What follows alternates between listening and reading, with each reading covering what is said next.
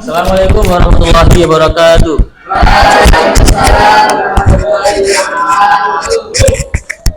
Alhamdulillah, pada kesempatan siang yang cerah agak redup ini kita bisa bertemu kembali dalam keadaan sehat walafiat. Semoga pertemuan kali ini bisa membawa berkah, membawa manfaat untuk kita semuanya. Amin. Amin. Baik, pada siang hari ini kita akan melanjutkan materi yang telah lalu berkaitan dengan apa? Ada masih ingat? Yang ingat adab bersosial media dalam Islam. Ya.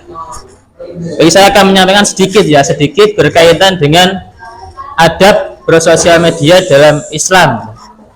Kemarin kan sudah membahas ada dampak positif, ada dampak negatif ketika kita menggunakan media sosial. Jadi bisa berdampak positif ketika media sosial ini kita gunakan dengan hal-hal yang bermanfaat, kita gunakan dengan hal-hal yang bisa melahirkan kebaikan-kebaikan. Tapi sebaliknya juga bisa berefek atau berdampak kepada hal negatif ketika media sosial ini kita gunakan tidak dengan semestinya, artinya kita gunakan dengan hal-hal yang bisa melahirkan kemudaratan atau negatif ya. Misal kita gunakan untuk bermain berlebihan, main game, kemudian judi online, kemudian transaksi jual beli yang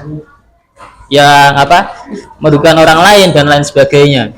Tapi juga bisa sangat-sangat bermanfaat ketika media sosial ini kita gunakan dengan yang semestinya, kita gunakan dengan yang sebaik-baiknya sesuai apa yang diperintahkan oleh Allah Subhanahu wa taala. Dalam ini adalah adab bersosial media dalam Islam. Jadi ketika kita bisa bertransaksi maka kita melakukan jual beli maka kita gunakan jual beli dengan jual beli yang halal, jual beli yang baik gitu ya. Artinya memudahkan kita untuk jual beli.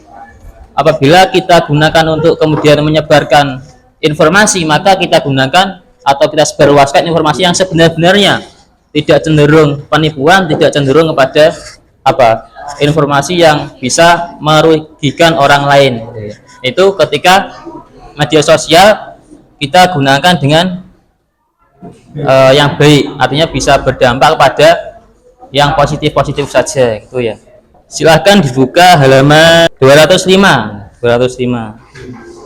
poin D ya. Dalam poin D ini kan adab menggunakan media sosial. Kita sebagai seorang muslim, sebagai seorang pelajar, ada tuntunan yang seharusnya kita kerjakan. Tidak kemudian kita bersosial media tidak mengindahkan yang namanya adab-adab, yang namanya aturan-aturan dalam Islam untuk menjalankan media sosial dengan sebaik-baiknya.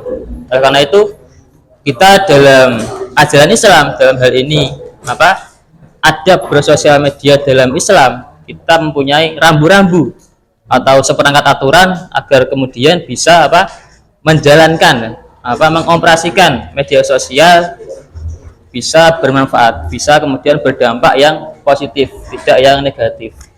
Yang pertama apa? Yang pertama ada poin tabayun. Di tabayun itu apa? Tabayun adalah tindakan suatu tindakan ketika kita akan atau mau menyebarkan informasi, maka ada tahap tabayun, yaitu mengecek apakah informasi yang akan kita sebarluaskan, informasi yang akan kita upload itu benar-benar kebenarannya,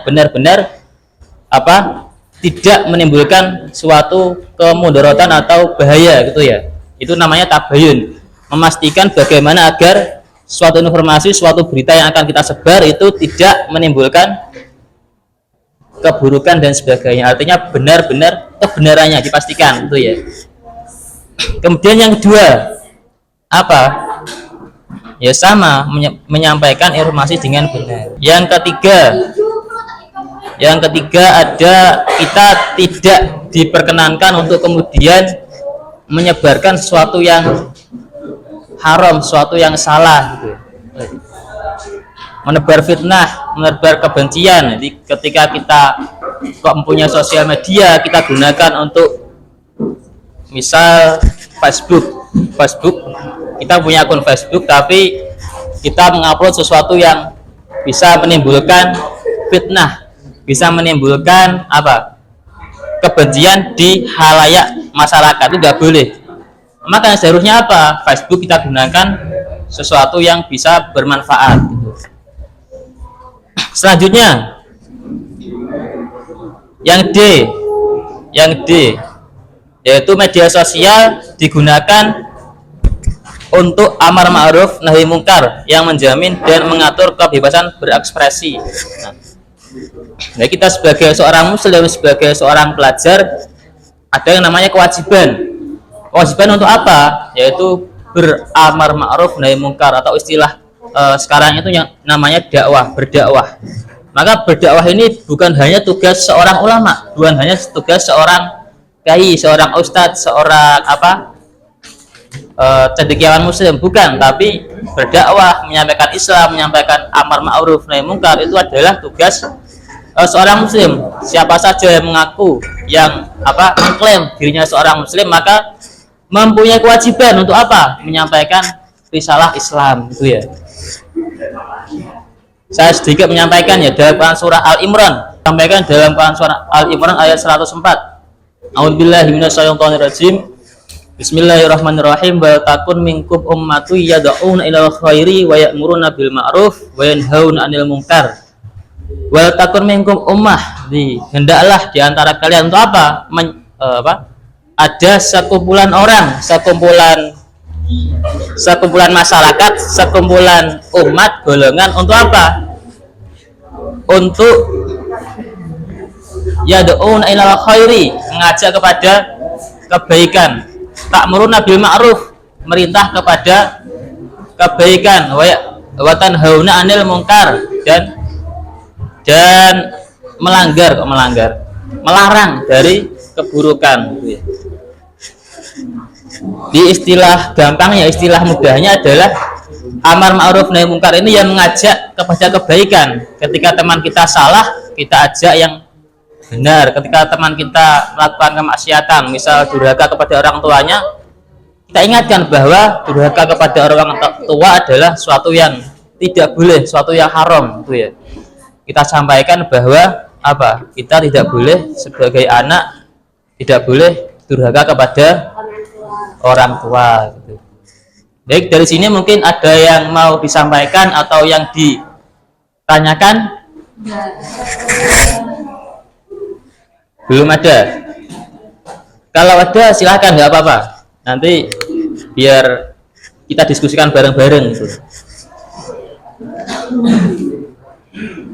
Cukup? Atau ada?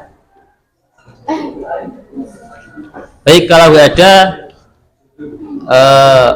selanjutnya kita mungkin saya berikan soal ya.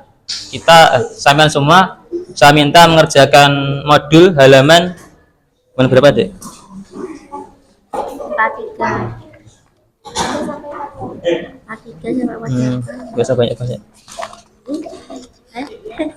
Halaman 43 sampai 48.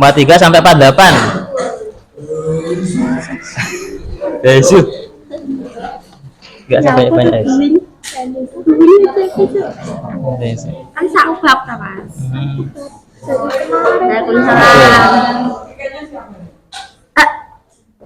Waalaikumsalam. Dari ini yang namanya ilmu itu enggak sekedar dipelajari, tapi dalam kitab taklim itu sampaikan ilmu bisa bermanfaat ketika ketika ilmu itu diamalkan, tidak disimpan saja, gitu ya.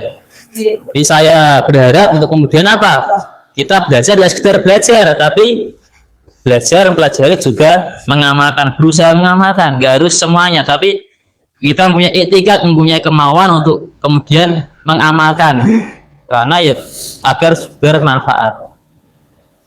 Baik, apabila ada kesalahan itu semata-mata ya kurangnya ilmu saya. Apabila ada kebenaran, kebaikan itu semata-mata dibarengi oleh petunjuknya Allah Subhanahu wa taala.